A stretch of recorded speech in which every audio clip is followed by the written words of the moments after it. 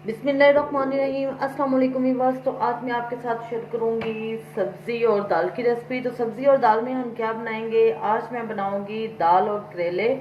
तो सबसे पहले हम कढ़ाई में डालते हैं ऑयल।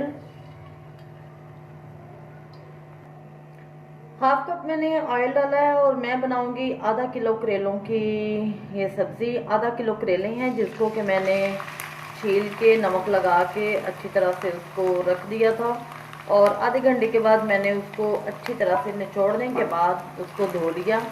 सबसे पहले हम करेलों को करेंगे फ्राई। और दाल मैंने ली है आधा पाव मैंने दाल ली है और आधा किलो करेले हैं, क्योंकि ये फ्राई होने के बाद बहुत थोड़े से रह जाएंगे।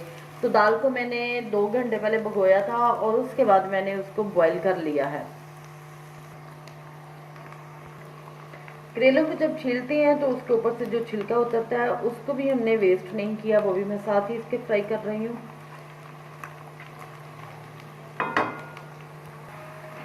7 से 8 मिनट मैंने करेलों को मीडियम लो फ्लेम पे जो है वो इसको फ्राई किया और माशाल्लाह से ये बहुत अच्छे फ्राई हो चुके हैं और इनका कलर बड़ा अच्छा सा आ गया है।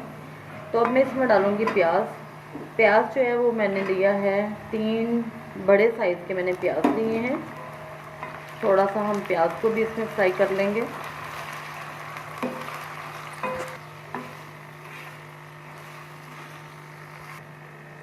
दो मिनट प्याज फ्राई करने के बाद अब मैं इसमें डालूंगी मसाले। 1/4 टीस्पून मैंने इसमें डाल दिया है हल्दी का। 1 टीस्पून नमक।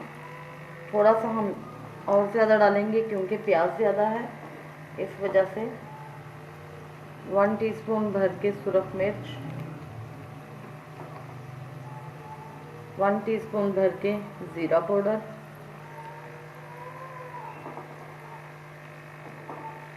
सॉरी 1 टीस्पून भर के सूखा धनिया था और ये हाफ टी स्पून जो है वो ज़ीरा है। मसालों को हम करते हैं मिक्स अच्छी तरह से।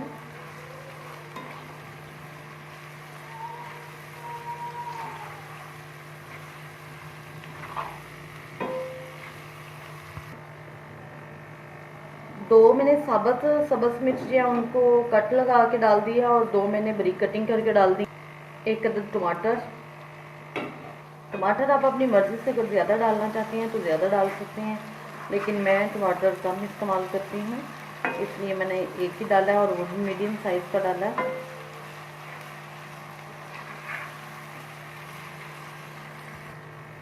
अब मैं इसमें डाल दूंगी दाल। ये चनों की दाल है जिसको कि मैंने बॉईल कर लिया था और दाल को मैंने बहुत ज़्यादा नहीं, ये देखें, बहुत ज़्यादा गिलाया नहीं है, हल्का सा इसको खड़ा रखा है। इसको हम करेंगे मिक्स।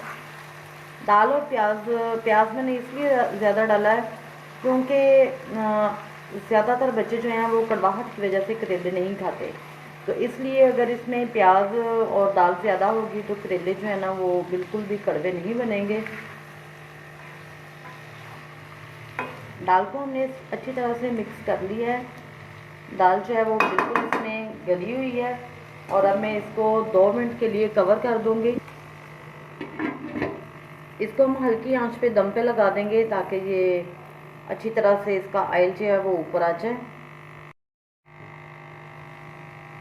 जी तो माशाल्लाह से ये दाल करेले जो है हमारे, दाल प्याज और करेले जो हैं हमारे रेडी हैं। अब मैं इसको डिश आउट करती हूँ। ये देखें दाल जो है ना वो इतनी गलानी है कि दाल मिक्स ना हो, दाल इसमें खड़ी खड़ी रहनी चाहिए। बहुत ही इजी और बहुत ही मज़े की रेसिपी।